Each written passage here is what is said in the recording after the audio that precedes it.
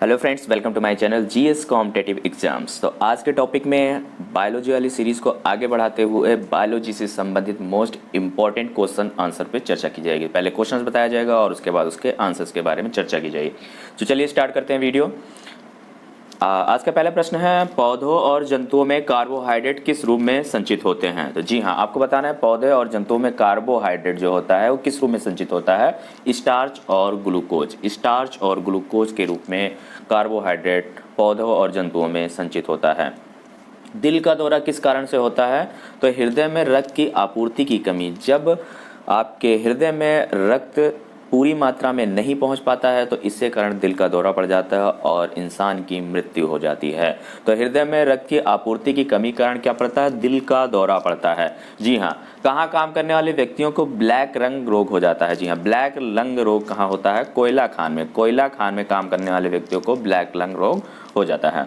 दर्दनाक अस्थि रोग इटाई इटाई। जी हाँ, इसको याद रखिएगा, इंपॉर्टेंट है। इटाई इटाई रोग पहले कहाँ पता चला था? तो जापान में पता चला था। और इटाई इटाई रोग किस कारण होता है? तो जल में कैडमियम की मात्रा अधिक होने के कारण इटाई इटाई रोग हो जाता है।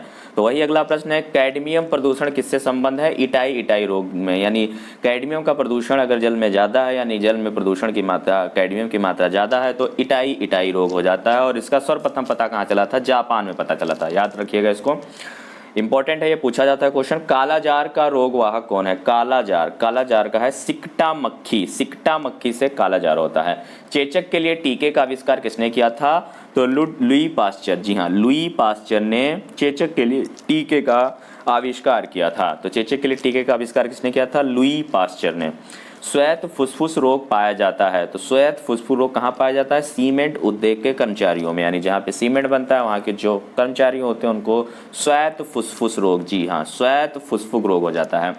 एड्स विषाणु के लिए सबसे ज़्यादा आजमाई गई दवा है तो क्या है? AZT, ज़िडोवुडीन जिसको बोलते हैं। ये एड्स विषाणु के लिए ये जो दवा है प्रयोग में लाई जाती है। किस सूक्ष्म जीव के द्वारा हेपेटाइटिस बी की बीमारी होती है? जी हाँ, हेपेटाइटिस बी की बीमारी किसके कारण होती है? तो ये वायरस से होता है। हेपेटाइटिस किससे होता है? वायरस से होता है। एस्बेस्टस के कारण होने वाला प्रमुख रोग क्या है? तो एम्फेस्मा है। जी हाँ, एम्फेस्मा, एम्फेस्मा, इसको याद रखिएगा। एस्बेस्टॉस, एस्बेस्टॉस क्या होता है? एस्बेस्टस जो होता है ना जलने वाला एक रेशा होता है, ना जलने वाला रेशा होता है। तो एस्बेस्टॉस के कारण होने वाला प्रमुख रोग क्या है? एम्फेसेमा, एम्फेसेमा, एम्फेसेमा। जी हाँ, एम्फेसेमा, इसको याद रखिएगा। अगला प्रश्न है, स्कर्वी रोग के इलाज में उपयोगी है? तो आंवला, आंवला जो है विटामिन सी के कारण क्या होता है? स्कर्वी रोग होता है। विटामिन सी के कारण स्कर्वी रोग होता है। तो स्कर्वी रोग के इलाज में उपयोगी क्या है? आंवला है। जी हाँ। अगला प्रश्न है, बीएमडी परीक्षण किया जाता है पहचान करने के लिए, किसके पहचान करने के लिए बीएमडी परीक्षण किया जाता है? किसके पहचान करने के लिए बीएमडी परीक्षण किया जाता है? तो ऑस्टियोपोरोसिस की जांच करने के लिए बीएमडी परीक्षण किया जाता है। एड्स होता है, किससे होता है? एक विषाणु जनित रोग है। तो विषाणु से जनित रोग यानी वायरस से क्या होता है? एड्स फैलता है। एक्वायर्ड इम्यूनोडिफिशियंसी सिंड्रोम, एड्स का फुल फॉर्म होता है एक्वायर्ड इम्यूनोडिफिशियंसी सिंड्रोम, जो कि विषाणु से फैलता है। भारी मात्रा में अल्कोहल पीने वाले लोग मरते हैं, किस कारण मर जाते हैं? उनको सिरोसिस रोग हो जाता है, लीवर सिरोसिस रोग हो जाता है, लीवर डैमेज हो जाता है, जिसकी वजह से भारी मात्रा में जो पर डे अल्कोहल का यूज़ करते हैं तो उनको लीवर सिरोसिस नामक रोग हो जाता है। सरल गलगंड, इसको बोलते हैं घेंघा। इसका नाम क्या है? सरल गलगंड, सरल गलगंड। जी हाँ। तो घेंघा रोग या घेंघा किसको करने वाली बीमारी है? तो घेंघा क्या होगा? घेंघा रोग में आपकी थायराइड ग्लैंड जो होती है, गले में थायराइड ग्लैंड होती है, थायराइड ग्लैंड फूल जाती है और उसी के कारण क्या होता है? घेंघा रोग हो जाता है। तो ये किसकी कमी से होता है? आयोडीन की कमी से होता है। तो आयोडीन की कमी से घेंघा रोग होता है और ये किसको बीमार करता है? थायराइड ग्रंथि को। मलेरिया का संक्रमण चरण है बीजाणु या स्पेरोजोआइट, ठीक है। मलेरिया संक्रमण चरण क्या? स्पेरोजोआइट संक्रमण से क्या होता है? मलेरिया होता है। मादा एनोफिलीज मच्छर के काटने से मलेरिया का संक्रमण होता है, मलेरिया रोग होता है। तो इसको याद रखिएगा, मादा एनोफिलीज मच्छर के काटने से मलेरिया रोग होता है। कौन सा कवकीय रोग है? एक्जिमा, एक्जिमा जो है, एक्जिमा या इसको बोल सकते हैं एज्मा या इसको बोल सकते हैं अस्थमा, इसी को बोलते हैं अस्थमा। है ना, सांस लेने वाली जो बीमारी होती है वो क्या है, कवकीय रोग है। एक्जिमा, अस्थमा जो है वो कवकीय रोग है, इसको याद रखिएगा, कवक से फैलता है। छोटी माता या चिकन पॉक्स पैदा की जाती है तो डीएनए विषाणु द्वारा। चिकन पॉक्स जो पैदा होती है वो डीएनए विषाणु द्वारा पैदा होती है। जी हाँ, विषाणु यानी चिकन पॉक्स का जो रोग होता है जिसको छोटी माता बोलते हैं, बॉडी में बहुत सारे दाने निकल आते हैं और इसी को बोलते हैं चिकन पॉक्स। तो ये किसके द्वारा होता है, ये भी एक वायरस के द्वारा होता है। काली मौत या ब्लैक डेथ, ब्लैक डेथ किसको बोलते हैं, प्लेग को। जी हाँ, प्लेग चूहों से फैलता है और प्लेग को ही बोलते हैं काली मौत या ब्लैक डेथ। तो इसका कोई अभी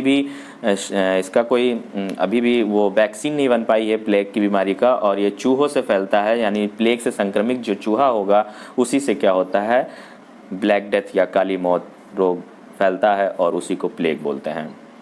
अगला प्रश्न देखते हैं, डेंगू बुखार के कारण मानव शरीर में किसकी कमी हो जाती है।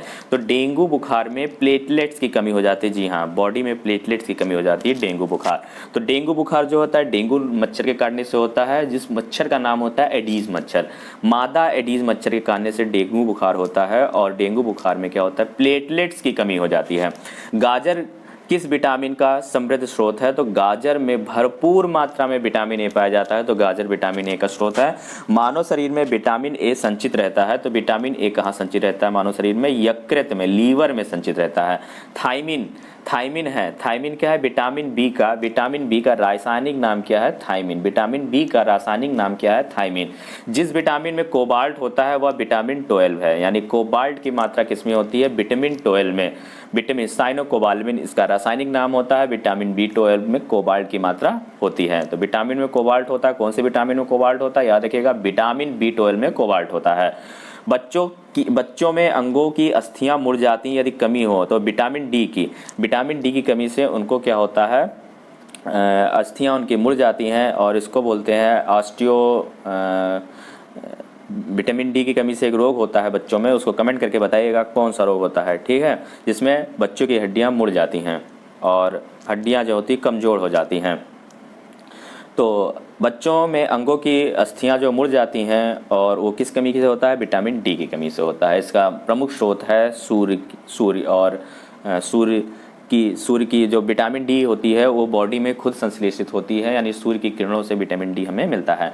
विटामिन टू या विटामिन बी टू का अन्य नाम है राइबोफ्लोविन, यानी विटामिन बी के कई पार्ट होते हैं, B1, B2, B5, B6, B12 इस प्रकार में। तो विटामिन 2 या विटामिन B2 को क्या बोलते हैं, राइबोफ्लोविन। इसका रासायनिक नाम है राइबोफ्लोविन। आगे देखते हैं, एक कठोर परिश्रम करने वाले पुरुष का दैनिक ऊर्जा की आवश्यकता होती है तो 4000 किलो कैलोरी। जी हाँ, ये मैंने वीडियो जो आपको बनाई है आप देख सकते हैं, विटामिन वाली जो है इसमें मैंने एक वीडियो बना के रखी हुई है, आप उसको आप जाके सर्च करके देख सकते हैं, उसमें सारा मैंने आपको बताया है कौन से विटामिन का कौन सा रासायनिक नाम है और किसकी कमी से कौन सा रोग होता है। तो आगे देखते हैं, एक कठोर परिश्रम करने वाले पुरुष को दैनिक ऊर्जा की आवश्यकता होती है तो 4000 किलो कैलोरी की एक दिन में आवश्यकता होती है जो कठोर परिश्रम करने वाले पुरुष होते हैं। साइनोकोबाल्मिन विटामिन B12 का नाम है, ये बहुत बार पूछा जाता है, विटामिन B12 का रासायनिक नाम क्या है, तो साइनोकोबाल्मिन। याद रखिएगा विटामिन B12 को साइनोकोबाल्मिन बोलते हैं। विटामिन जो खट्टे फलों में पाया जाता है, विटामिन जो खट्टे फलों में पाया जाता है तथा चर्म को स्वस्थ रखने के लिए जरूरी होता है, तो विटामिन सी। तो विटामिन सी, जितने भी खट्टे पदार्थ होते हैं उनमें विटामिन सी पाया जाता है और विटामिन सी से हमारी जो चर्म होती है, जो स्किन होती है वो स्वस्थ रहती है और इसकी वजह से स्किन फटती नहीं है, और विटामिन सी की कमी से स्कर्वी रोग हो जाता है। तो विटामिन सी सारे खट्टे पदार्थों में पाया जाता है। विटामिन सी सबसे उत्तम स्रोत क्या है, आंवला में सबसे ज़्यादा विटामिन सी पाया जाता है। सबसे उत्तम स्रोत क्या है विटामिन सी का, आंवला। विटामिन सी का उत्तम स्रोत क्या है, आंवला। और आपको बता दूं कि आंवला जो है सबसे ज़्यादा कहाँ उगाया जाता है, यूपी में, प्रतापगढ़ में। जी हाँ। किस विटामिन की कमी के कारण मसूड़ों से रक्त आता है और दांत हिलने लगता है, तो ये भी क्या है, विटामिन सी। यही होता है स्कर्वी रोग, मसूड़ों से दांत आना, मसूड़ों से खून आना और दांत हिलने लगना, तो ये विटामिन सी की कमी के कारण होता है, विटामिन सी की कमी के कारण, इसको याद रखिएगा। विटामिन सी का रासायनिक नाम क्या है, एस्कॉर्बिक अम्ल। विटामिन सी का रासायनिक नाम है एस्कॉर्बिक अम्ल। किस सब्जी से प्राप्त ना होने वाला विटामिन है, किसी सब्जी से प्राप्त ना होने वाले विटामिन है विटामिन डी। अभी मैंने जैसे आपको बताया कि विटामिन डी जो है वो किसी सब्जी से नहीं प्राप्त होता है, न किसी अनाज से प्राप्त होता है। विटामिन डी जो है वो हमें सूर्य की रोशनी से मिलता है, यानी सूर्य की किरणों की, सुबह जो सूर्य की किरणें होती हैं उन किरणों से विटामिन डी, वो जब किरणें स्किन पे पड़ती हैं तो स्किन के द्वारा ही हमारी बॉडी खुद विटामिन डी का संश्लेषण कर लेती है। तो इसीलिए क्वेश्चन है कि किसी सब्जी से प्राप्त ना होने वाला विटामिन है विटामिन डी। जी हाँ, विटामिन डी जो है किसी भी सब्जी में पाया नहीं जाता है। प्रातःकालीन धूप में मानव शरीर में कौन सा विटामिन उत्पन्न होता है, विटामिन डी। जब भी मैंने आपको बताया कि सुबह की धूप होती है, सुबह की धूप से क्या होता है, मानव शरीर में विटामिन डी उत्पन्न होता है, यानी बॉडी जो है विटामिन डी खुद संश्लेषित करती है जब सूर्य की रोशनी, सुबह वाली सूर्य की रोशनी पड़ती है। मछलियों के यकृत के तेल में किसकी प्रचुरता होती है, तो विटामिन डी की। जी हाँ, मछलियों के जो यकृत का तेल होता है उसमें क्या हो, विटामिन डी की प्रचुर मात्रा में पाया जाता है। विटामिन डी के सर्जन में क्या पाया जाता है, तो कैल्सीफेरॉल, यानी कैल्सीफेरॉल। विटामिन डी का रासायनिक नाम एक तरह से पूछ रहा है, तो विटामिन डी का रासायनिक नाम क्या है, कैल्सीफेरॉल। विटामिन ई का रासायनिक नाम है टोकोफेरॉल। विटामिन ई का रासायनिक नाम क्या है, टोकोफेरॉल। विटामिन ई विशेषता किसके लिए महत्वपूर्ण है, तो लिंग ग्रंथियों की सामान्य क्रिया में। विटामिन ई जो है विशेषता किसके लिए महत्वपूर्ण है, तो लिंग ग्रंथियों की सामान्य क्रिया में। रक्त स्कंदन में कौन सा विटामिन क्रियाशील होता है, तो विटामिन के। जी हाँ, विटामिन के की कमी से क्या होता है, रक्त का थक्का नहीं जम पाता है और रक्त जो है बॉडी से कट फट जाने पर बहता रहता है। तो वही क्वेश्चन पूछता है, रक्त स्कंदन में कौन सी विटामिन क्रियाशील होती है, विटामिन के। तो विटामिन के की कमी से रक्त का थक्का नहीं बनता है। मानव शरीर में रक्त का थक्का किस विटामिन से बनता है, तो विटामिन के से बनता है, वही क्वेश्चन है। मनुष्य के नेत्रों के स्वस्थ संचालन के लिए किस विटामिन का संबंध है, तो विटामिन ए, यानी विटामिन ए की कमी से रतौंधी रोग हो जाता है। और विटामिन ए अगर आपकी बॉडी में नहीं होंगी तो उससे क्या होगी, आपकी आंखें कमजोर होने लगेगी। तो मनुष्य के नेत्रों को स्वस्थ संचालन के लिए किस विटामिन का संबंध है, तो विटामिन ए से। वही इनडायरेक्टली क्वेश्चन पूछ रहा है।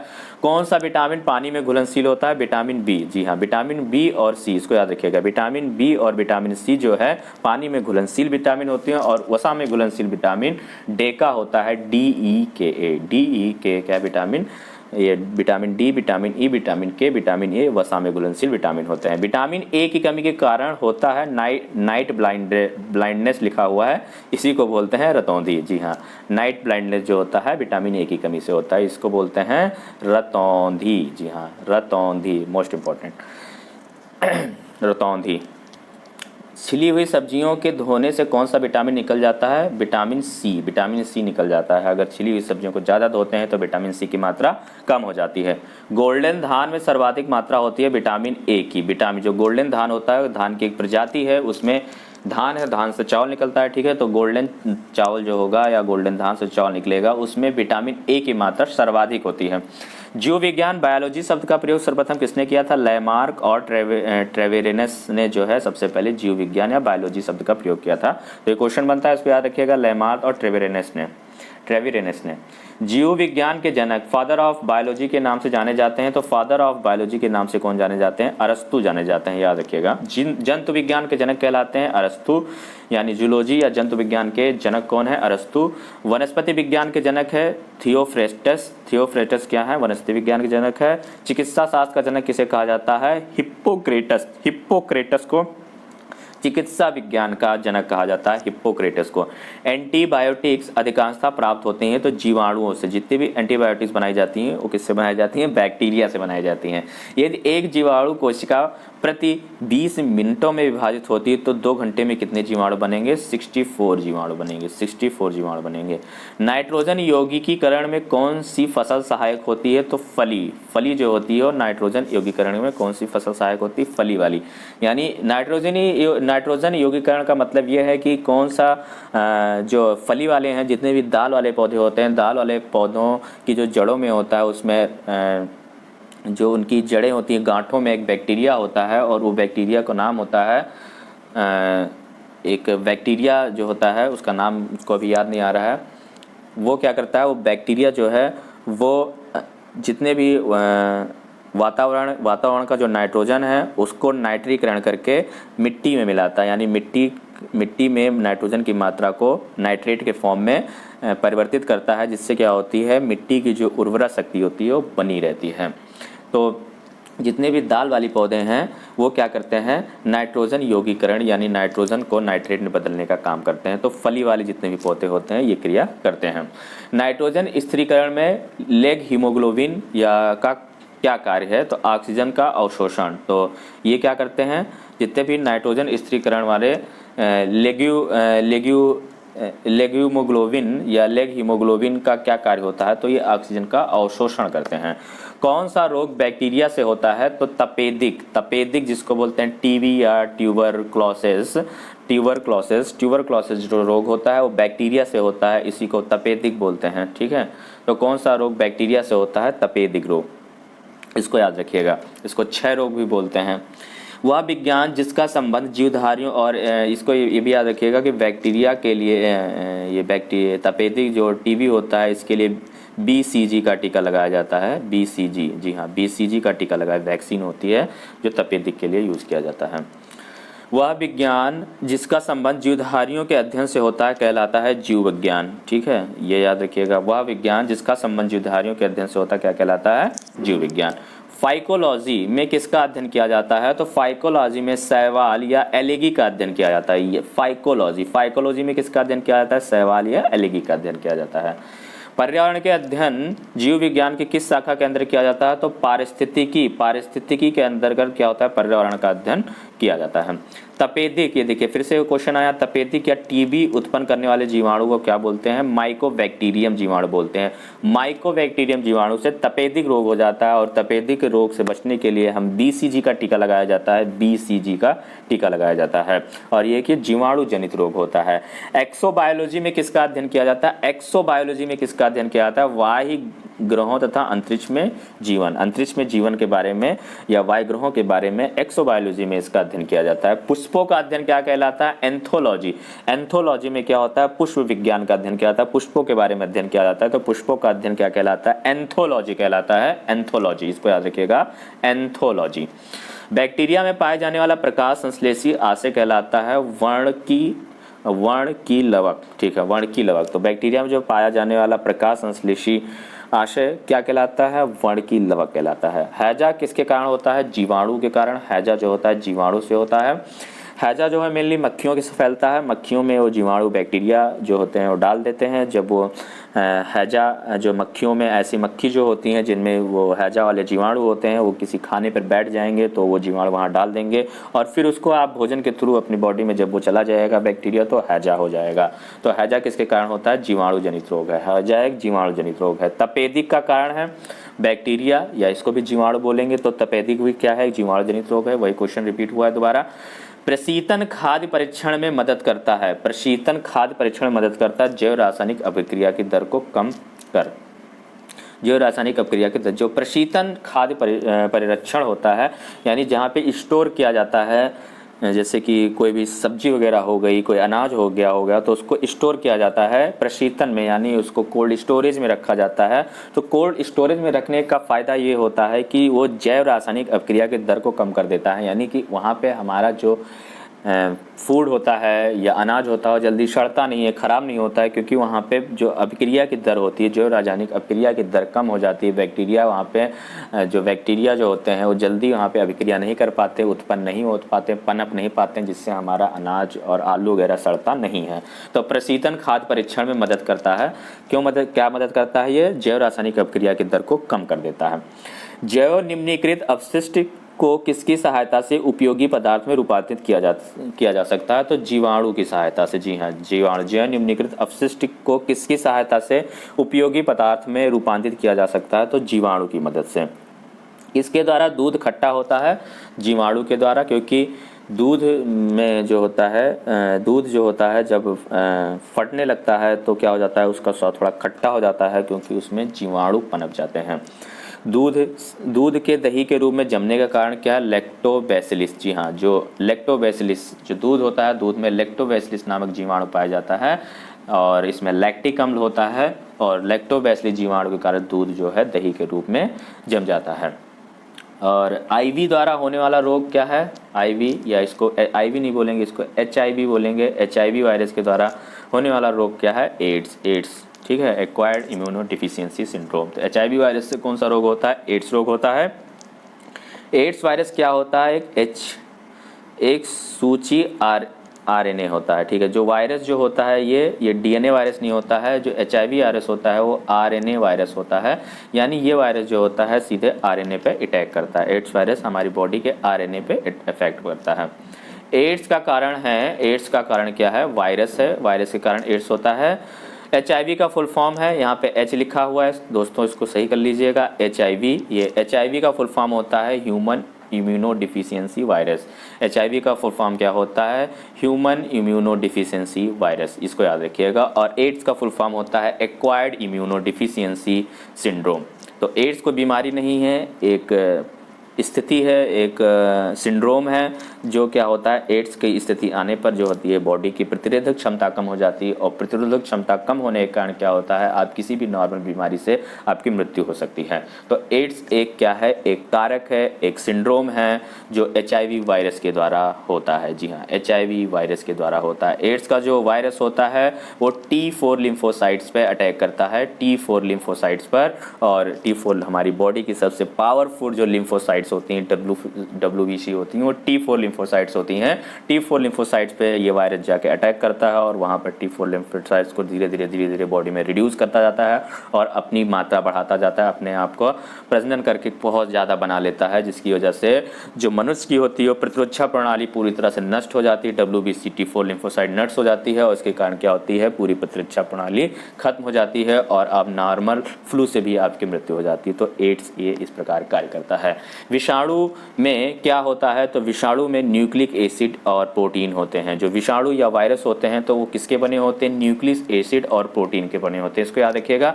विषाणु जो होते हैं, विषाणु या वायरस जो होते हैं, किसके बने होते हैं? तो न्यूक्लिक एसिड और प्रोटीन के बने होते हैं। सार्स क्या है? सार्स एक विषाणु जनित रोग है। SARS, सार्स जो है एक विषाणु जनित रोग है। खसरा किस संक्रमण का कारण है? खसरा विषाणु के द्वारा होता है। कौन सा रोग विषाणु के कारण होता है? चेचक अभी मैंने बताया आपको। स्मॉल पॉक्स या छोटी माता जो होता है वो विषाणु के द्वारा होता है। जंतुओं में होने वाला फूड एंड माउथ रोग किसके कारण उत्पन्न होता है? जो फूड एंड माउथ रोग हो जाता है जंतुओं में, वो भी एक विषाणु से होता है। जी हाँ, वायरस से होता है। आलू में मोजैक रोग का कारण क्या है? विषाणु। जो आलू है, आलू में एक मोजैक रोग लग जाता है, मोजैक डिजीज जो होता है वो भी वायरस से ही होता है। मशरूम क्या है? एक कवक है। ठीक है, खाने वाला कवक है। मशरूम जो है खाने वाला कवक है, और ये एक कवक है। तो आपको पता करना है मशरूम क्या है। मशरूम कोई सब्जी नहीं है, ये एक कवक है। प्रथम वियुक्त प्रतिजैवी कौन सा था? तो पेनिसिलिन। पेनिसिलिन जो होता है प्रथम प्रतिजैवी एंटीबॉडी जो होती है वो क्या होती है? पेनिसिलिन होती है। एथलीट फुट नामक बीमारी किससे उत्पन्न होता है? एथलीट फुट बीमारी जो है कवक से उत्पन्न होता है, इसको भी याद रखिएगा। एथलीट फुट नामक बीमारी कवक से होता है। कौन सा एक कवक एवं उच्च पादप की जड़ों के बीच उपयोगी कार्यात्मक संबंध को दर्शाता है? तो माइकोराइजा जो है ये कवक और उच्च पादप की जड़ों के बीच की उपयोगी कार्यात्मक संबंध को दर्शाता है। तो क्या दर्शाता है? माइकोराइजा।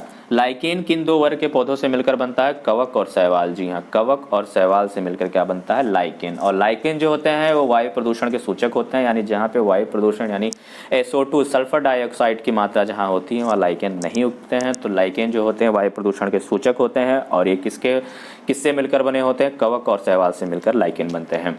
लिटमस अम्ल क्षार सूचक प्राप्त होता है। तो लिटमस अम्ल क्षार जो सूचक होता है वो लाइकेन से ही प्राप्त होता है।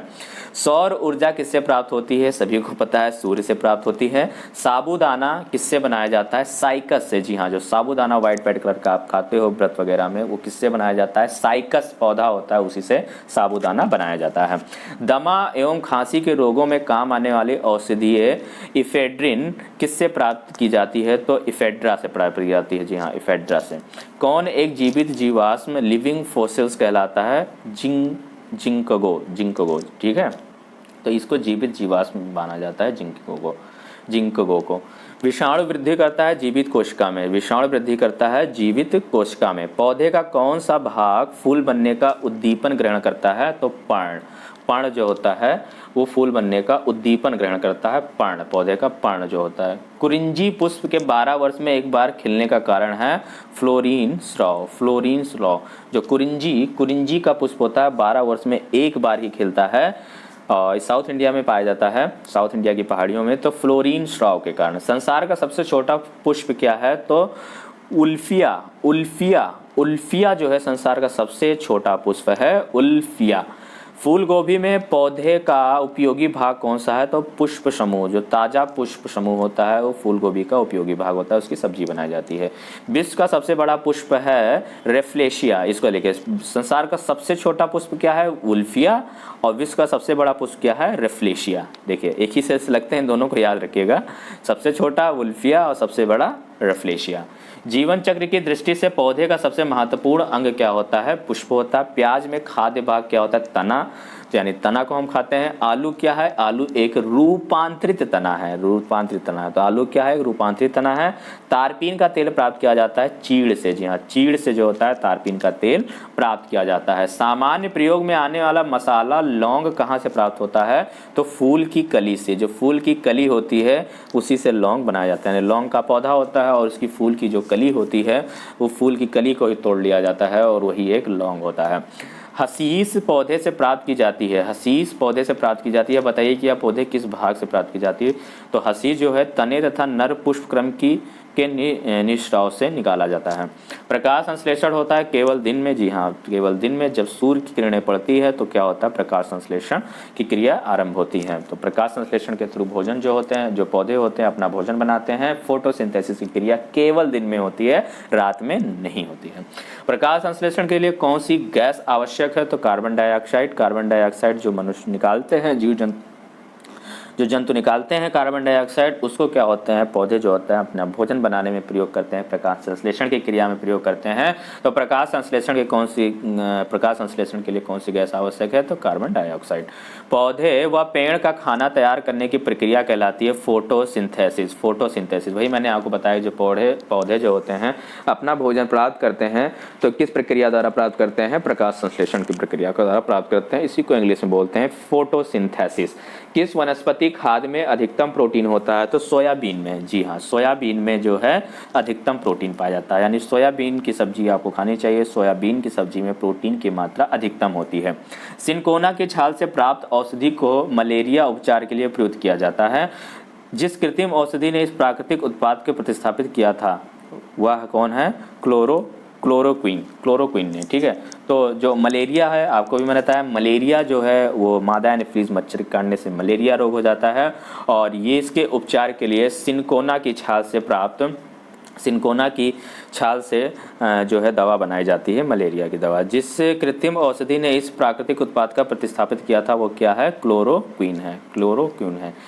कौन सी फसल मृदा को नाइट्रोजन से भरपूर कर देती है? तो मटर जो के जो पौधे होते हैं वो मिट्टी में जो इनके जो अभी मैंने आपको बताया था कि जो फली वाले पौधे होते हैं वो मिट्टी में नाइट्रोजन की मात्रा को बनाए रखते हैं, क्योंकि ये वातावरण के नाइट्रोजन का नाइट्रीकरण कर देते हैं और नाइट्रीकरण करके मृदा में नाइट्रोजन की मात्रा को भरपूर मात्रा में बनाए रहते हैं। तो सबसे ज़्यादा उसमें क्या होता है? मटर का जो पौधा होता है, तो मटर के पौधा को लगाने से क्या होता है कि मिट्टी में जो है नाइट्रोजन की मात्रा बनी रहती है। किस पेड़ की छाल मसाले का नाइट्रोजन से भरपूर कर देती है? तो दालचीनी। तो दालचीनी की जो एक मसाला है और ये क्या होता है? ये भी जो होता है, ये पेड़ की छाल है, ये नाइट्रोजन से भरपूर कर देती है, यानी इसमें नाइट्रोजन जो है की मात्रा अधिक होती है। मसाले को नाइट्रोजन भरपूर कर देती है, यानी कि अगर अपने मसाले में नाइट्रोजन को बढ़ाना है, यानी नाइट्रोजन आपकी मसाले में ज़्यादा हो, तो नाइट्रोजन की मात्रा को बढ़ाने के लिए आप मसाले में दालचीनी का प्रयोग कीजिए, जिससे क्या होगा? मसाले में क्या आ जाएगा? नाइट्रोजन की मात्रा बढ़ जाएगी। चंदन के पेड़ को क्या माना जाता है? आंशिक मूल परजीवी। चंदन के पेड़ को आंशिक मूल परजीवी माना जाता है। नर पुष्प और स्त्री पुष्प दोनों को जन्म देने वाला पादप कहलाता है उभयलिंगाश्री। पत्ती के लाल, नारंगी और पीला रंग के कारण होते हैं कैरोटीनॉइड, जी हाँ कैरोटीनॉइड। गेहूं, जौ, नींबू, राई, नारंगी और बाजरा संबंधित है 3 पादप परिवार से। बांस को किस में वर्गीकृत किया जाता है? जो बांस होता है वो बांस एक प्रकार की घास होती है, जी हाँ घास में वर्गीकृत किया गया है। धनिया में उपयोगी अंश होता है, धनिया में उपयोगी अंश होता है पत्ते और सूखे फल। जैव ईंधन किसके बीज से प्राप्त होता है? तो जैव ईंधन जो है जेट्रोफा, जेट्रोफा का एक पौधा होता है जिससे जैव ईंधन बनाया जाता है। या कृत्रिम पेट्रोलियम के लिए किसका प्रयोग किया जाता है? जेट्रोफा का प्रयोग किया जाता है। ये कृत्रिम पेट्रोलियम के लिए ये पौधा लगाया जाता है। किस पादप को शाकीय भारतीय डॉक्टर कहते हैं? आंवला, आंवला को, ठीक है। तो इसको शाकीय भारतीय डॉक्टर के नाम से किसको जाना जाता है? आंवला को। बायां महाधमनी चाप इनमें दिखाई देता है स्तनपायी। लिटमस प्राप्त होता है एक लाइकेन से। किस फसल में एजोला एना बिना जैव उर्वरक का प्रयोग किया जाता है? चावल। तो चावल में क्या होता है? एजोला एना बिना जैव उर्वरक का प्रयोग किया जाता है, यानी चावल की खेती में किसका जैव उर्वरक का प्रयोग किया जाता है? एजोला एना बिना का। चिलगोजा किस एक प्रजाति के बीज से प्राप्त होता है? पाइन से, पाइन से चिलगोजा प्राप्त होता है। फलीदार पादपों की जड़ों में उपस्थित गांठों में पाए जाने वाले नेत्रजन स्थिरीकरण जीवाणु है तो सहजीवी है। जड़ें धनात्मक भूम्यानुवर्तन पॉजिटिव जियोट्रॉपिज्म होती हैं, अधिकांश होती हैं। पेड़ों की पत्तियों में पाया जाने वाला हरा पदार्थ क्या कहलाता है? क्लोरोफिल कहलाता है। सबको पता है, जिसको बोलते हैं पर्णहरिम बोलते हैं या क्लोरोफिल बोलते हैं। तो पौधों की पत्तियों में जो हरा, जिससे पत्तियां हरा दिखाई देती हैं, हरी दिखाई देती हैं, तो हरा किस कारण दिखाई देती हैं? क्लोरोफिल। और क्लोरोफिल की मदद से जो पौधे होते हैं वो फोटोसिंथेसिस की क्रिया कर पाते हैं, प्रकाश संश्लेषण की क्रिया कर पाते हैं। प्रकाश संश्लेषण की क्रिया उत्पन्न होती है CO2 पानी और क्लोरोफिल से, ठीक है। ये रिएक्शन होती है कार्बन डाइऑक्साइड, हवा से वो कार्बन डाइऑक्साइड और जड़ों से पानी, और क्लोरोफिल तो उनके उसमें होता ही है। और साथ ही साथ जब प्रकाश की किरण पड़ती है, HNU जो होता है यानी फोटॉन्स पड़ते हैं उनकी पत्तियों में, तो प्रकाश संश्लेषण की क्रिया आरंभ होती है जिसके थ्रू जो ग्लूकोज का निर्माण करते हैं और भोजन बनाते हैं पौधे। प्रकाशशाला में सर्वप्रथम DNA का संश्लेषण किया था खुराना ने, जी हाँ DNA का संश्लेषण किसने किया था? खुराना ने। जीन शब्द का सर्वप्रथम प्रयोग किसने किया था? जोहानसन ने। ये इसको याद रखिएगा, जोहानसन ने, जोहानसन ने जीन शब्द का सर्वप्रथम प्रयोग किया था। किसके द्वारा आनुवंशिकता के विज्ञान को आनुवंशिकी कहा जाता है? तो वाटसन, वाटसन। अनुवांशिकी उत्परिवर्तित होता है क्रोमोसोम से। क्रोमोसोम से क्या होता है? क्रोमोसोम जो होता है वो अनुवांशिकी उत्परिवर्तित, यानी क्रोमोसोम्स में जब चेंज हो जाता है जिससे क्या होती है? अनुवांशिकी में उत्परिवर्तन हो जाता है। DNA के द्विहेलिक्स प्रारूप को पहली बार किसने प्राप्त किया था? तो वाटसन तथा क्रिक। DNA का जो डबल हेलिक्स मॉडल है वो सबसे पहले ये किसने प्रस्तावित किया था? तो इसको याद रखिएगा, वाटसन तथा क्रिक ने। कोशिका की आत्महत्या की थैली कहलाता है लाइसोसोम। लाइसोसोम जो है कोशिका की आत्महत्या की थैली बोलते हैं। कोशिका की आत्महत्या की थैली किसको बोलते हैं? लाइसोसोम को, लाइसोसोम को। लाइसोसोम में पाया जाने वाला वह एंजाइम जिनमें जीव द्रव्य को घुला देने या नष्ट कर देने की क्षमता होती है कहलाता है हाइड्रोलाइटिक एंजाइम। तो हाइड्रोलाइटिक एंजाइम होता है, जी हाँ। 80% से अधिक सेल या कोशिका में पाया जाने वाला पदार्थ है तो जल, यानी जल जो होता है, जल जो है वो कोशिका में 80% पाया जाता है। 80% कोशिका में जल की मात्रा होती है। किसकी उपस्थिति के कारण किसी पादप कोशिका और पशु कोशिका में अंतर पाया जाता है? तो कोशिका भित्ति की उपस्थिति के कारण, जी हाँ। कोशिका भित्ति की उपस्थिति के कारण जो होता है वो दोनों में अंतर होता है, जो पादप कोशिका होती है और पशु कोशिका होती है। तो पादप कोशिका में कोशिका भित्ति पाई जाती है जबकि जंतु कोशिका में कोशिका भित्ति नहीं होती है। गोल्जी इकाई का प्रमुख कार्य क्या है? श्रावी है, ठीक है, श्राव करना। एक काष्ठीय पौधे की आंतरिक छाल का मुख्य कार्य क्या है? पत्तियों से पौधों के अन्य भागों को खाद्य परिवहन करना। संवहन पौधों में पानी ऊपर किसके द्वारा जाता है? तो संवहन पौधों में जो पानी होता है वो किसके द्वारा जाता है? तो जो उनकी जड़ों में एक होता है जाइलम होता है, एक फ्लोएम होता है। तो जाइलम के द्वारा जो होता है वो पौधे जो होता है, पौधों की जड़ों में जाइलम टिश्यू होता है, जाइलम टिश्यू के द्वारा होते हैं जल का ग्रहण करते हैं। और फाइलम जो होता है, फाइलम के द्वारा वो मिनरल्स का ग्रहण करते हैं। तो याद रखिएगा, जाइलम के द्वारा जल, जा से जल, और फाइलम के द्वारा वो सारे खनिज लवणों का अवशोषण करते हैं। किस भारतीय वैज्ञानिक ने पादपों में जल की लंबी दूरी के अभिगमन का सिद्धांत प्रस्तुत किया? J.C. बोस ने, J.C. बोस ने। संसार का सबसे बड़ा पारितंत्र है? तो संसार का सबसे बड़ा पारितंत्र सागर है। मृदा अपरदन रोका, मृदा अपरदन जो है मृदा अपरदन रोका जा सकता है वन रोपण द्वारा मृदा अपरदन को रोका जा सकता है। मरुद्भिद पौधा है तो करील एक मरुद्भिद पौधा है। जी हाँ, करील जो है एक मरुद्भिद पौधा है। पर्यावरण के अजैव अवयव का उदाहरण है तो वायु है। अजैव अवयव का उदाहरण जो है वो वायु है। ठीक है। हाइड्रोपोनिक्स संबंधित है मिट्टी के बिना पौधे की वृद्धि से। मिट्टी के बिना पौधों की वृद्धि से हाइड्रोपोनिक्स संबंधित है। सौर ऊर्जा का सबसे बड़ा यौगिकीकरण कौन है तो हरे पौधे जो है सौर ऊर्जा का सबसे बड़ा यौगिकीकरण है। तो जो हरे पौधे होते हैं वो सौर ऊर्जा का सबसे ज़्यादा उपयोग करते हैं, क्योंकि सौर ऊर्जा के द्वारा ही हरे पौधे अपने भोजन बनाते हैं प्रकाश संश्लेषण की प्रक्रिया द्वारा। पारिस्थितिकी संतुलन बनाए रखने के लिए भारत में वन क्षेत्र कितने अनुपात में होना चाहिए तो 33.3%, 33.3% होना चाहिए। यानी कि पारिस्थितिकी संतुलन बनाए रखने के लिए जो भारत में वन क्षेत्र कितना होना चाहिए, कितना अनुपात होना चाहिए 33.3%। यानी भारत के कुल भूभाग पर 33.3% पर वन का अनुपात होना चाहिए। इतनी मात्रा में वन होने चाहिए, पेड़ पौधे होने चाहिए, तभी जो है पारिस्थितिकी संतुलन बना रहेगा। भारत में मैंग्रोव की खेती के लिए कौन सा क्षेत्र प्रसिद्ध है तो दक्षिणी 24 परगना का सजने खाली वाली जंगल। यानी जो मैंग्रोव की खेती के लिए कौन सा प्रसिद्ध है तो 24 परगना का। या मैंग्रोव जो वन होते हैं वो ज़्यादा कहाँ पाए जाते हैं तो मैंग्रोव वन जो होते हैं ये सुंदरवन के डेल्टा में पाए जाते हैं, तो इसको याद रखिएगा। एपीफाइट्स बहुत अधिक विकसित होती ऐसे पौधे होते हैं जो अन्य पर निर्भर करते हैं, तो ये होता है यांत्रिक मदद हेतु। ठीक है। पादपलय या फाइट्रॉन एक सुविधा है जिससे नियंत्रित दशाओं में पादपों का उगना संभव हो पाता है। कौन सा कृषि कार्य पर्यावरणीय दृष्टि से उपयुक्त है तो कार्बनिक कृषि जो है पर्यावरण दृष्टि से उपयुक्त है। अधिकांश मरुस्थलीय पादप रात्रि के समय ही पुष्पित होते हैं, क्योंकि मरुस्थलीय कीट रात्रि के समय सक्रिय रहते हैं। मरुस्थलीय कीट जो होती है रात्रि के समय सक्रिय रहते हैं, तो अधिकांश जो मरुस्थलीय पादप रात्रि के समय में ही पुष्पित होते हैं। यानी कि जो मरुस्थलीय पादप होते हैं, मरुस्थल वाले जो पेड़ पौधे होते हैं वो रात में ही वो खिलते हैं। क्यों? क्योंकि मरुस्थलीय कीट जो होते हैं रात के समय ही सक्रिय रहते हैं। रेगिस्तान में पैदा होने वाला पौधा क्या कहलाता है? जीरोफाइट्स। यानी जीरोफाइट्स जो होती हैं रेगिस्तान में पैदा होने वाले पौधों को या रेगिस्तान में उगने वाले पौधों को क्या बोलते हैं? जीरोफाइट्स। पारिस्थितिकी निके की संकल्पना को प्रस्तावित किया था तो ग्रीनेल्स ने। सबसे स्थायी पारिस्थितिकी तंत्र है तो समुद्र जो है सबसे स्थायी पारिस्थितिकी तंत्र है। मनुष्य किसके द्वारा जीवमंडल में पारिस्थितिकी संतुलन बनाए रख सकता है तो संबंधित पौधों की नई किस्म और पालतू पशु की नई नस्ल को विकसित करके। सामाजिक वानिकी है सहकारी स्वामित्व वाली भूमि पर उपयोगी पौधों का उगना और उनकी व्यवस्था करना।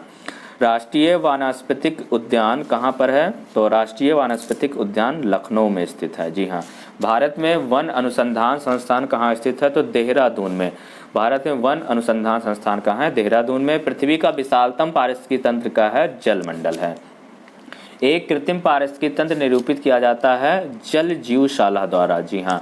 रेड डाटा बुक उन जातियों के बारे में जानकारी देता है जो संकटापन्न है, यानी संकटापन्न है जो विलुप्त होने वाले जीव जंतु हैं, उनको रेड डाटा बुक में उन जातियों के बारे में लिखा जाता है और वो जानकारी देते हैं कि कौन से जो हैं वो संकटग्रस्त प्रजाति के पेड़ पौधे हैं। भारत में पारिस्थितिकी असंतुलन कौन एक प्रमुख कारण है तो वनोन्मूलन। जी हाँ। जो वनोन्मूलन यानी वनों की कटाई हो रही है जिसके कारण जो भारत में पारिस्थितिकी का संतुलन बिगड़ रहा है। ताल पारिस्थितिकी तंत्र की स्थिरता निर्धारित करती है उत्पादकों और उपभोक्ताओं पर। प्रकृति के संतुलन को तय करने वाला मुख्य कारक क्या है तो मुख्य कारक है मानव गतिविधियां। वैश्विक विरासत का वन माना जाता है तो वैश्विक विरासत का वन माना जाता है पश्चिम बंगाल में सुंदरवन को वैश्विक विरासत का वन माना जाता है। वह वर्णक जो वनस्पति को वैज्ञानिक किरणों के दुष्प्रभाव से बचाता है कौन सा है तो फाइकोसाइनिन। जी हाँ। सर्वाधिक जैव विविधता कहाँ पाई जाती है तो उष्णकटिबंधीय वर्षावनों में सबसे ज्यादा जैव विविधता पाई जाती है। तो सर्वाधिक जैव विविधता कहाँ पाई जाती है? उष्णकटिबंधीय वर्षावनों में। पारिस्थितिकी तंत्र में तत्वों के चक्रणों को क्या कहते हैं तो जैव भू रासायनिक चक्र कहते हैं। यानी पारिस्थितिक तत्वों के चक्रणों को क्या बोलते हैं? जैव भू रासायनिक चक्र बोलते हैं। चिपको आंदोलन मूल रूप से किससे विरुद्ध था तो वन कटाई से। जी हाँ। वन कटाई और चिपको आंदोलन जो है वन कटाई से संबंधित था। यानी वनों की कटाई के रोकने के लिए चिपको आंदोलन चलाया गया था। और इसके जो प्रमुख नेता होते हैं सुंदरलाल बहुगुणा होते हैं, जो चिपको आंदोलन होता है। इको मार्ग उन भारतीय उत्पादों को दिया जाता है। तो इको मार्ग किसको दिया जाता है? उन भारतीय उत्पादों को दिया जाता है तो पर्यावरण के प्रति मैत्रीपूर्ण होते हैं, यानी पर्यावरण के लिए जो उत्पाद मैत्रीपूर्ण होते हैं, उपयोगी होते हैं, उनको क्या दिया जाता है? इको मार्ग दिया जाता है।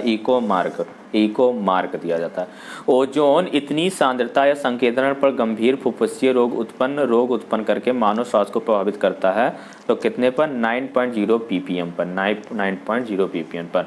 तो इससे ज़्यादा ओजोन की सांद्रता अगर होगी तो या 9.0 ppm पर होगी तो ये क्या होगा? फुफ्फुसीय रोग उत्पन्न करेगा, मानव स्वास्थ्य को प्रभावित करेगा। विश्व का सबसे अधिक तेजी से बढ़ने वाला जल पादप है तो जल हाय संधि।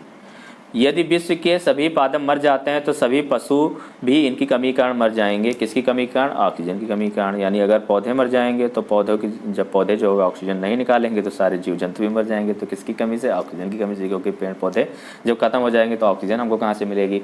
जब पादप विविधता को प्राकृतिक आवास में संचारित किया जाता है तो इस संरक्षण को कहते हैं स्वास्थाने।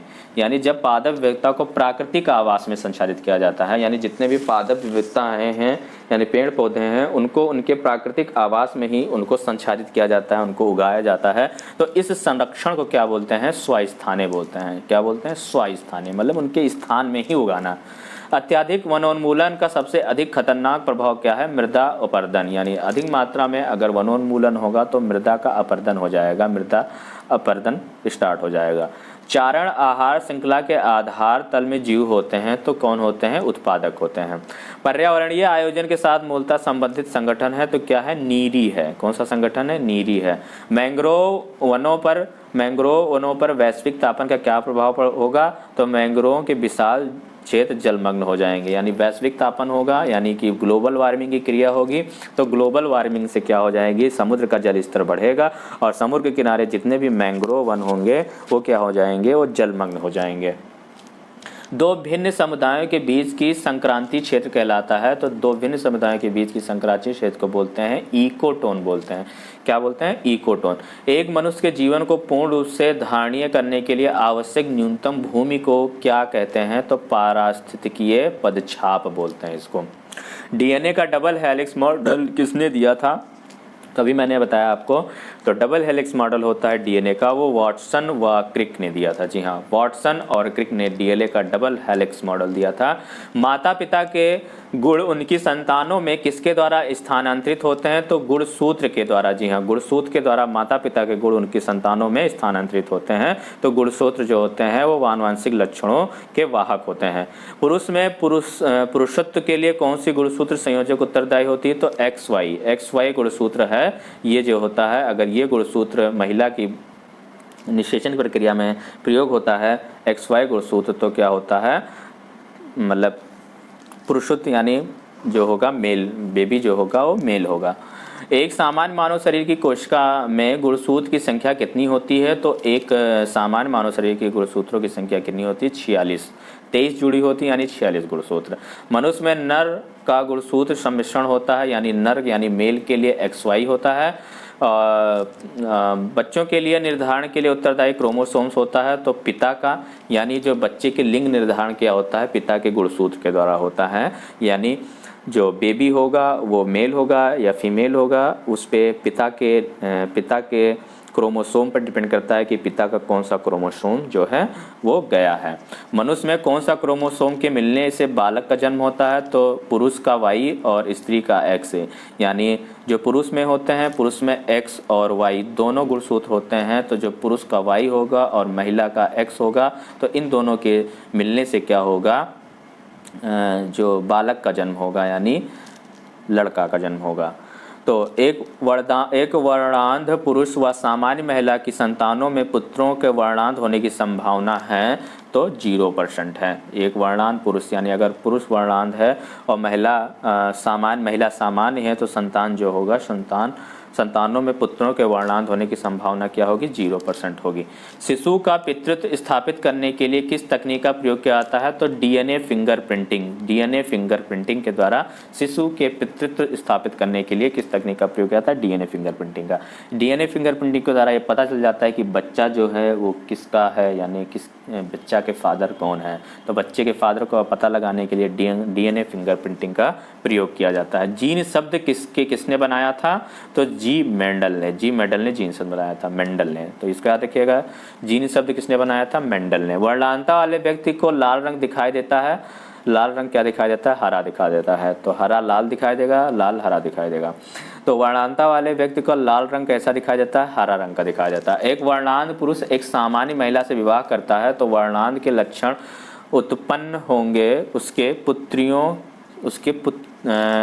के पुत्रों में। जो एक वर्णांत पुरुष एक सामान्य महिला से अगर विवाह करता है तो वर्णांता के लक्षण जो होगा उत्पन्न होंगे तो पुत्रियों के पुत्रों में होंगे, यानी जो उसकी पुत्रियां होंगी उसके पुत्रों में वर्णांता के लक्षण आएंगे, लेकिन उसके पुत्रों में जो होंगे वो वर्णांता के लक्षण नहीं आएंगे। गुणसूत्र में होते हैं डीएनए और प्रोटीन। गुणसूत्र में क्या होते हैं, डीएनए और प्रोटीन, यानी गुणसूत्र किसका बना होता है, डीएनए और प्रोटीन का। डीएनए अंगुली छाप का प्रयोग या डीएनए फिंगरप्रिंटिंग का प्रयोग किसकी पहचान के लिए किया जाता है, तो बलात्कारी, माता पिता और चोर। यानी इससे पता चल जाता है कि जो भी बलात्कारी होता है और जो पिता है, चोर है, माता पिता है, यानी जितने भी क्रिमिनल्स होते हैं या किसी का पता लगाने के लिए आनुवांशिक का पता लगाने की बच्चे के माता पिता कौन है, तो उससे आप डीएनए फिंगरप्रिंटिंग के द्वारा आप प्रयोग कर सकते हैं। जेनेटिक किसका अध्ययन है, तो जेनेटिक आनुवंशिकता और विचरण का अध्ययन है। संसार में किस जीव की संख्या सर्वाधिक है, तो मछली। संसार में मछलियों की संख्या सबसे ज़्यादा है। सबसे विषैली मछली है तो पाषाण मछली। पाषाण मछली जो होती है सबसे विषैली मछली है। मच्छरों को नियंत्रित हेतु प्रयोग होने वाले कीटभक्षी मछली है तो गेम्बूसिया जो है ये मच्छरों को खाती है। मच्छरों के नियंत्रण हेतु प्रयोग करने वाली कीटभक्षी मछली है गेम्बूसिया। जल से बाहर निकाले जाने पर मछलियां मर जाती हैं क्योंकि वे सांस नहीं ले पाती हैं। शार्क मछली में कितनी हड्डियां होती हैं, तो शार्क मछली में एक भी हड्डी नहीं होती हैं। एम्फीबिया बनाता है जल एवं स्थल दोनों पर रह सकने वाले पशुओं को। तो एम्फीबिया बनाता है जल एवं स्थल दोनों पर ही रह सकने वाले पशुओं को, यानी वे जो जल और स्थल दोनों में रहते हैं उनको क्या बोलते हैं, एम्फीबिया, यानी जल और स्थल दोनों में जो रहे। घोंसला बनाने वाला एकमात्र सांप है किंग कोबरा। जो किंग कोबरा होता है घोंसला बनाकर रहता है। पहला क्लोन पशु या डॉली कौन सा पशु था, तो भेड़ था जी। आगे देखते हैं, कुछ रेगिस्तान छिपकलियां अपने मल को शुष्क आकार में निष्कासित करती हैं, इससे किस प्रकार की मदद मिलती है, जीवों का पर्यावरण के अनुसार अनुकूलन। ठीक है, जीवों का पर्यावरण के अनुसार अनुकूलन। डायनासोर थे तो मोसोजाइक सरीसृप थे। डायनासोर क्या थे, मोसोजाइक सरीसृप थे। डायनासोर क्या थे, मोसोजाइक सरीसृप थे डायनासोर। किसकी उपस्थिति के कारण गिरगिट रंग बदलती है, तो वर्णकी लवक के कारण जो होता है उनमें वर्णकी लवक होता है, इसी कारण गिरगिट अपने रंग को बदलती है।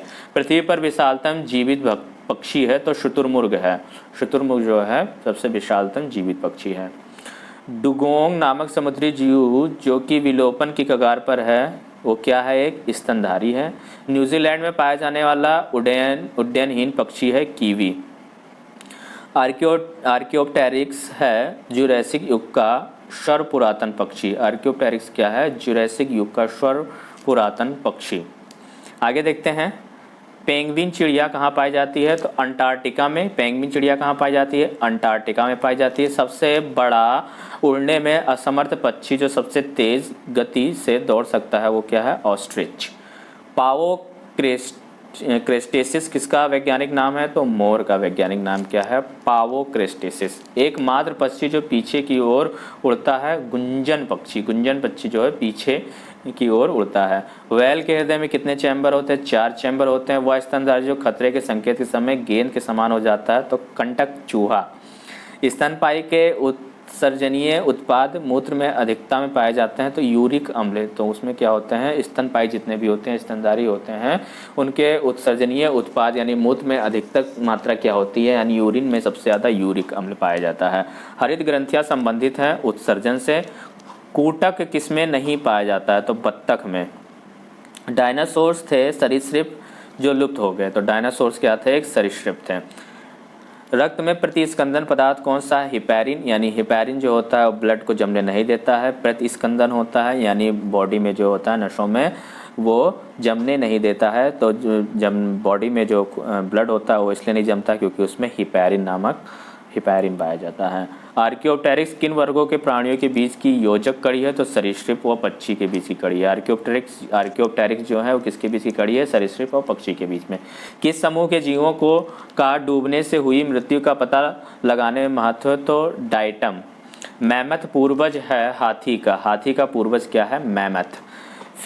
फिरोमोन्स पाए जाते हैं कीटों में। फिरोमोन्स कहाँ पाए जाते हैं? कीटों में। भारत में सबसे बड़ी मछली है व्हेल शार्क। प्राइमेटों में आधुनिक मानव का निकटतम संबंधी कौन है? तो गोरिल्ला।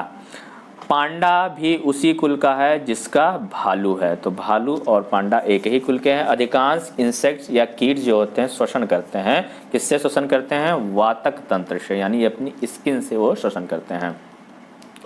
कौन अंडे देता है और सीधे बच्चे नहीं देता? एक्डिना। तो कौन अंडे देता है और सीधे बच्चे नहीं? तो अंडे एक्डिना जो होता है। किस सर्प का भोज मुख्य रूप से अन्य सर्प है? तो नागराज जो होता है वो अन्य सांपों को खा जाता है। तालाबों और कुओं में किसको छोड़ने से मच्छरों को नियंत्रित करने में मदद मिलती है? तो गेम्बूसिया मछली होती है। गेम्बूसिया मछली को छोड़ने से क्या होता है? तालाबों में मच्छर जो होते हैं पनप नहीं पाते हैं। मधुमक्खियों में पुंधूप या ड्रोन होते हैं। जन नक्षम नर जो होते हैं। कपोत दुग्ध उत्पन्न करता है? पक्षी। कपोत दूध कौन उत्पन्न करता है? पक्षी। कौन सा भाग हाथी के गंजदंत के रूप में बदलता है? दूसरा कृदंतक। डार्विन फिंचेस का प्रयोग किस समूह के लिए किया जाता है? तो पक्षियों के लिए किया जाता है। विलोपन की कगार पर सर्वाधिक संकटापन्न एशिया का शीर्ष परभक्षी है? तो कौन है? ढोल है। विभिन्न जातियों के एक्स सीटू संरक्षण के लिए निम्नलिखित में से कौन सा उद्दिष्ट है? तो जर्म प्लाज्म बैंक। तो सीटू संरक्षण के लिए कौन सा उद्देश्य है? तो जर्म प्लाज्म बैंक। तो ये पूरी सीरीज़ खत्म हो गई। ये बायो के जो स्टैटिक जीके क्वेश्चंस थे वो मैंने आपको पूरा करा दिया है। तो आज के लिए इतना ही। Thanks for watching. Like share and subscribe my YouTube channel GS competitive exam. तो आज के लिए इतना ही। जय हिंद, जय भारत। मिलते हैं अगले वीडियो में। धन्यवाद।